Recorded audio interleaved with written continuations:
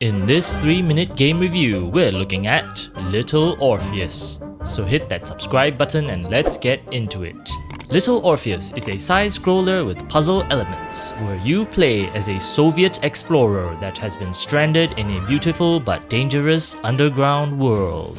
The colorful and beautifully rendered world in Little Orpheus tells the story on its own, and it is matched only by its Soviet-style artwork, as shown during each episode's intro and credit sequence. The game has a 5.1 surround sound option, and with good reason, as the game's sound effects and ambient sounds serve only to further enhance the game's emotive orchestral soundtrack and immersive storytelling, which, by the way, is told through some great voice acting. From the beginning then, but this had better be good.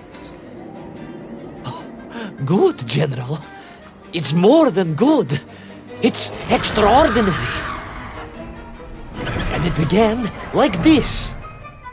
Gameplay in Little Orpheus is mostly what you would expect of a classic side-scroller.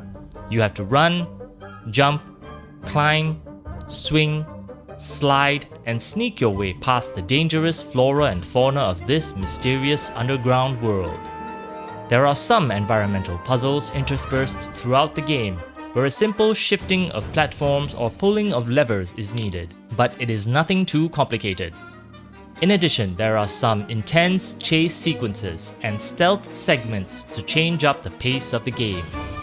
But aside from that, the simplistic gameplay in Little Orpheus is mostly there to tell the story, as you navigate around the jungles, ruins, dangerous wildlife, and meet the friendly, and sometimes not so friendly natives.